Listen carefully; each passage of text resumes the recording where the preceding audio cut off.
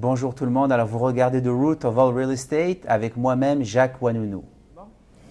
Bon, bienvenue Jacques, ça fait déjà, on se disait tantôt quoi, 4, 5, 6 ans qu'on s'est rencontrés pour la première fois. Exactement. Une dizaine d'années dans le domaine de l'immobilier, si je ne me trompe pas, côté résidentiel. Et tu fais du commercial aussi? Oui, je fais aussi du commercial, industriel aussi, multilogement. OK.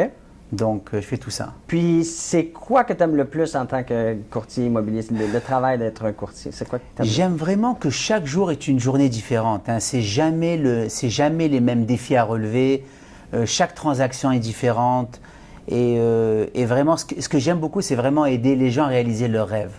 Je travaille beaucoup avec des acheteurs et je me rends compte que certains d'entre eux, au départ, ils sont vraiment pas sûrs qu'ils peuvent acheter. Ils se disent, non, je pense pas. J'ai telle chose à régler, telle dette à régler. Je dis, écoutez, laissez-moi m'occuper de votre dossier, on va voir ce qu'on peut faire avec tout ça. Et souvent, quand je réussis à les aider, la joie que j'apporte, ça me... Fait que de résoudre le problème ou le potentiel problème qu'eux pensent avoir, ça t'apporte beaucoup de joie. Exactement. Tu parlais de défis. Ce serait quoi si tu avais à trouver le plus grand défi là, pour toi aujourd'hui dans ta business? Je trouve que c'est vraiment préapprouver les acheteurs. Hein. C'est avec les taux qui ont monté, il y a des acheteurs, un exemple, ils pouvaient se permettre une maison à 600-700. Là, il faut descendre un peu plus bas parce qu'avec les taux qui ont augmenté, et c'est vraiment ça. Donc, ça prend vraiment des gens autour de toi qui sont efficaces. Quand je parle de gens, je parle de courtiers hypothécaires qui puissent vraiment les aider à se faire préapprouver. Mais écoutez, fait que vous êtes bien entouré, vous avez l'aide nécessaire, surtout pour le côté financement, qui est le plus gros challenge aujourd'hui. Oui. Et ça change dépendant des marchés, dépendant des situations de chacun des clients potentiels. Absolument, absolument. Parlant de clients, c'est quoi la source de tes prospects, de ta business? Comment tu vas trouver des acheteurs, des vendeurs, des clients potentiels? C'est sûr, j'ai différents canaux qui me permettent d'en avoir. Bon, j'en ai d'abord, comme ça fait plusieurs années que je fais ça, j'ai souvent des références aussi. Okay. Des gens avec qui j'ai fait affaire, qui me présentent des membres de la famille, des amis. J'ai aussi dans les réseaux sociaux certains autres leads qui vont rentrer. Donc ça provient, je dirais, de différentes sources. Fait que réseaux sociaux, une de mes questions, c'est toujours quelle proportion utilises-tu les réseaux? Là, tu parles de référencement, vu que tu as 10 ans dans l'industrie. Mais ce serait quoi le ratio, si tu avais à mettre un ratio sur la business que tu génères à cause du contenu sur les réseaux sociaux? Je dirais peut-être 60% de référencement et 40% de nouveaux leads qui rentrent de réseaux sociaux.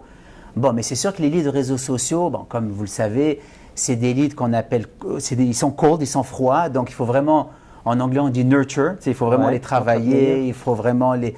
D'ailleurs, comme ce que vous avez fait vous avec moi, ça fait maintenant des années qu'on s'est rencontrés, vous gardez un suivi incroyable, je dois vous féliciter pour ça.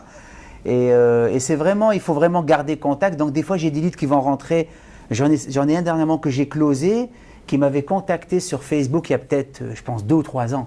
Donc ça prend du temps. Il y a des cycles qui sont plus longs, il y en a d'autres qui sont plus courts. Exactement. Si on les met tous ensemble, mais on arrive à une moyenne qui est intéressante. Exact. C'est quoi la définition? Ce serait quoi votre définition d'un lead?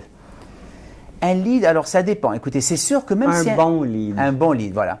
Un bon lead, c'est quelqu'un, d'après moi, qui est prêt à passer à l'action, donc acheter ou vendre dans les prochains 3 à 6 mois. Mais si quelqu'un me dit, mais je vais vous dire, hein, même si quelqu'un m'appelle juste pour des questions, je le prends au sérieux parce que tout dans la vie, dans l'immobilier, ça commence toujours par des questions. Des fois, ils vont m'appeler en me disant comment ça marche l'inspection, comment ça marche la préapprobation. J'ai entendu qu'il faut faire attention à telle et telle chose. Et je les comprends, hein, ils font ça quelques fois dans leur vie, donc ils sont pas aussi experts que nous. Ouais. Donc c'est ça. Mais des leads chauds, là, c'est vraiment quelqu'un qui est prêt à passer à l'action dans 3 à 6 mois. Parce qu'une personne qui dirait, ben moi, je regarde pour l'année prochaine. Pour moi, personnellement, je trouve que c'est aussi bon dans le sens que c'est quelqu'un qui a quand même des plans. Et les plans, ça change. Qui disent qu'ils veulent acheter dans 3 mois, qu'ils veulent acheter dans 6 mois, dans 1 an. C'est une approximation de quand.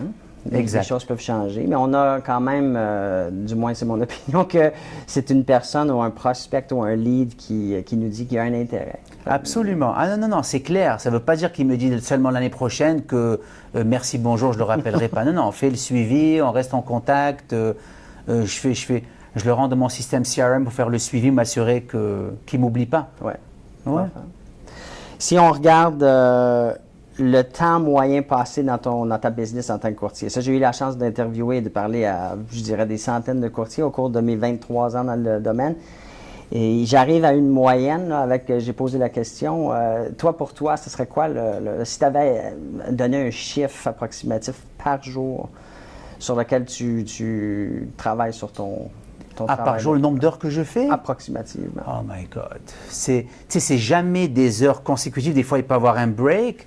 Mais d'abord, c'est 7 jours par semaine. Honnêtement, même les fins de semaine, je réponds. S'il y a une urgence, là, je dirais au moins 40-50 heures dans la semaine. OK. Oui, parce que surtout quand il y a une transaction en cours, l'acheteur, il va t'appeler, il y a un stress, il y a une panique. Tu sais, tu lui dis, je suis off, je reviens dans 3 jours. Là, c'est... Non, et ça, je peux le comprendre. Le futur de l'immobilier pour toi, tu te vois comment dans 5 ans, ou tu vois l'industrie ou le travail du courtier comment? Moi, je me dis que ça va toujours être super important. C'est tellement quelque chose d'important pour les gens d'acheter une propriété, même au point de vue montant d'argent, ouais, que c'est certain que nos conseils vont continuer à être super importants, très pertinents. Donc, même si on est dans le domaine technologique et tout, le contact humain comme on fait aujourd'hui, je trouve que c'est très important et je pense que ça va aller qu'en augmentant, honnêtement. Utilises-tu déjà l'intelligence artificielle pour quoi que ce soit dans ta business? Oui, la compagnie qui me font mon site web, ils font un peu de ça. Mais bon, j'avoue qu'ils ont essayé de m'expliquer comment ça fonctionnait. Je leur dis, écoutez, occupez-vous de ça, moi je m'occupe de mes affaires. Mais ouais, il y en a un peu de ça, oui, l'intelligence artificielle. S'il y avait une chose, un service ou un produit qui pourrait apparaître sans limite de budget, sans limite de technologie, ça serait quoi pour t'aider dans ton quotidien en tant que courtier? Est-ce que tu as déjà pensé à...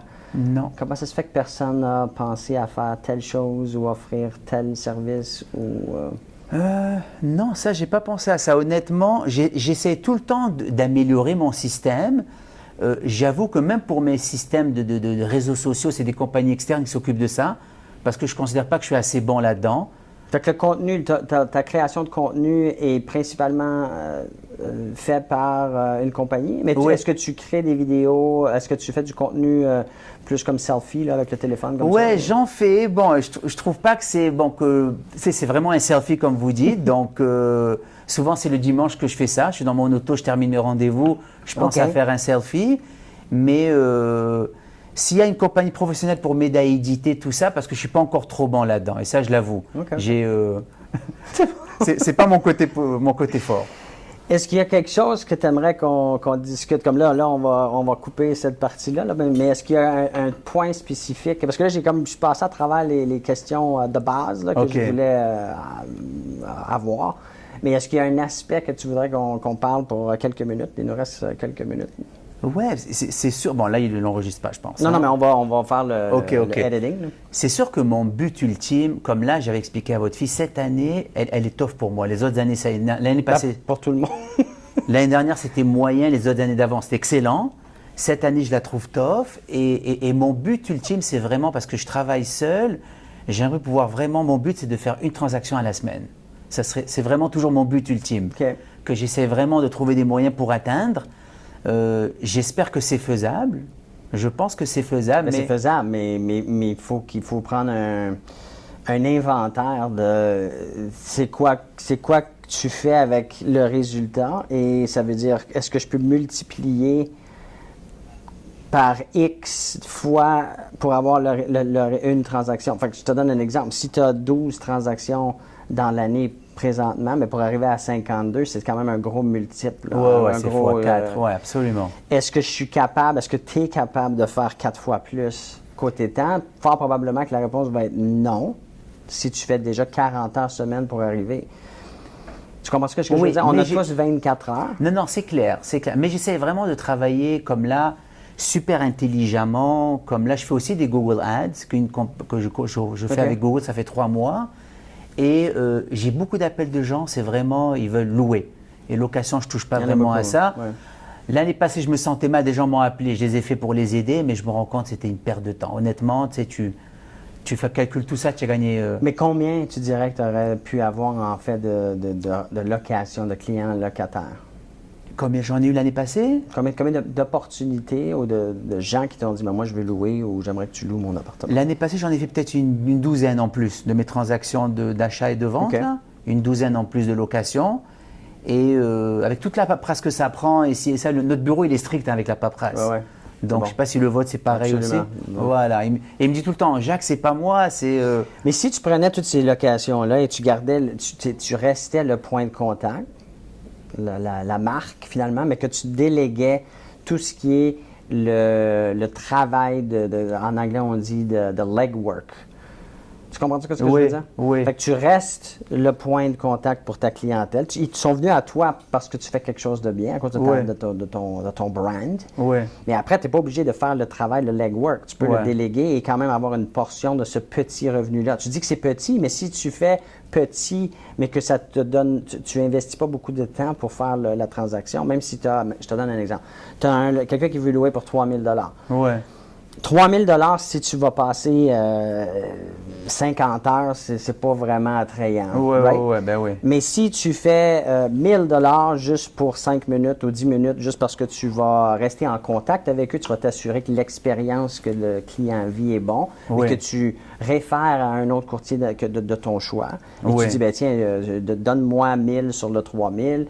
Garde le reste, ça va te tenir occupé. Il y a beaucoup de gens, beaucoup de courtiers qui aimeraient être dans cette situation-là parce qu'ils n'ont pas ces opportunités-là. OK. Fait que nous, en tant que business, en tout cas, c'est ma philosophie, c'est de dire non à aucune opportunité, mais de pas échanger du temps pour l'argent non plus. Oui. Et si je peux, et si tu peux donner ça à quelqu'un d'autre pour qu'il puisse le prendre. Ça peut être une bonne idée, honnêtement, ça peut être ça une bonne reste idée. des gens qui vont rester dans ta base de données que tu vas entretenir, comme on a discuté tantôt, et qui éventuellement, possiblement, vont soit eux acheter, vendre ou vouloir acheter, vendre dans le futur, financer, investir.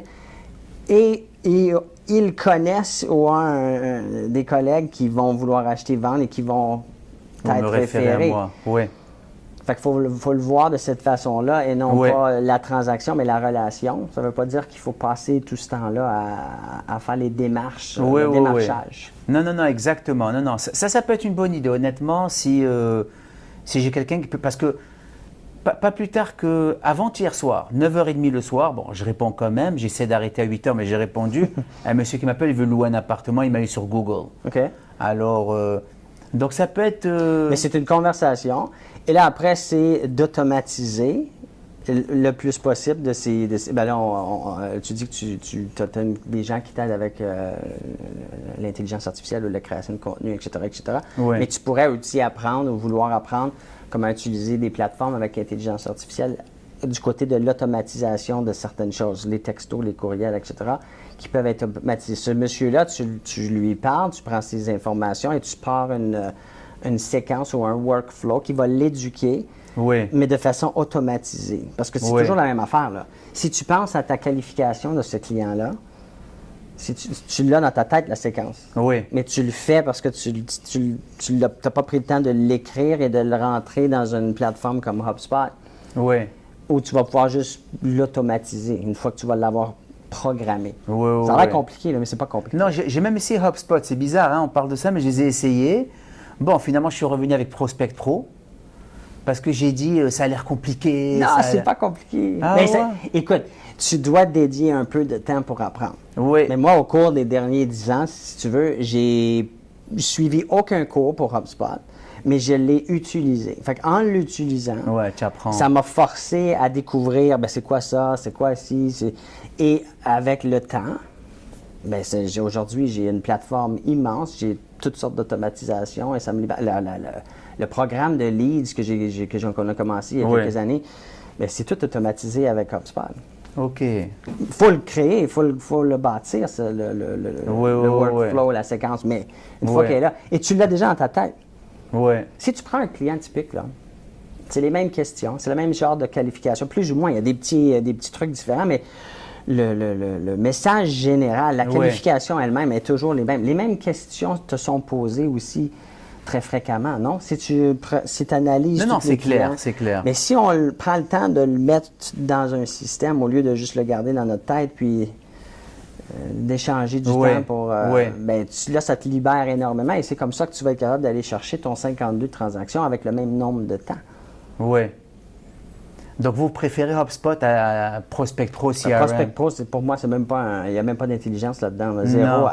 Et là, sans manquer de respect à Prospect. Ouais. J'ai- Et même les envois de emails, 100 à la fois. Je leur ai dit 100 à la fois. Voyons donc. Tu sais, ça marche pas, ça. Non, mais moi, je les envoie un à la fois. Pas moi, mais la plateforme. Ouais. Fait que c'est pas du bulk send, c'est du one-to-one, mais automatisé. Ouais. Fait que c'est pas du spam. Là. Ouais. Là, Ok. on a dévié, mais C'est bizarre. Je me suis enregistré avec HubSpot et j'ai trouvé ça complexe. Bon, et des fois, ces compagnies américaines, j'ai remarqué, c'est pour le service à la clientèle, c'est juste par chat. Tu ne veux pas leur parler. il faut que tu Il faut upgrader as différents ouais. grades de service. Ouais. Moi, chaque plateforme, il y a comme 5 plateformes dans HubSpot. Tu as les ventes, tu as le marketing, tu as le customer service, puis tu as le e-commerce. Et tu as toute la base gratuite, mais quand tu veux, après tu as une version pro, après tu as la version business ou professionnel, tu as différentes. Oui. Et plus tu payes, plus tu augmentes, plus tu as Un service, d'options et plus tu as de services personnalisés. Parce que Ouais. c'est une grosse compagnie. Là, Ah oui, c'est gros. ben, c'est un des plus gros CRM après Salesforce. Salesforce qui est probablement encore le plus gros au monde. Ah ouais, ok. Mais toutes ces plateformes-là, une fois que tu payes un peu plus là, et que tu apprends à utiliser l'automatisation, Ouais. ça va te sauver Beaucoup de temps. Ou même ça te sauve d'engager quelqu'un. Parce que tout ce que la plateforme peut faire va remplacer la personne que tu vas être obligé de payer et d'entraîner. Et la personne va être malade, la personne va vouloir des vacances, va vouloir plus Ah non, d'argent. c'est pas pareil. C'est très puissant. Ouais. C'est bizarre, je l'ai essayé, j'ai pas, mais il faudrait que je revoie ça. Mais c'est le fun de voir que tu as des ambitions. Oui, tout le temps je fouine là, je dors la nuit et tu sais, j'aime ce que je fais, donc je suis tout le temps en train de penser comment améliorer, comment être plus efficace. Puis la technologie est là aujourd'hui. Oui. C'est bon. Fait que, ben, merci énormément. L'expérience est différente du produit final.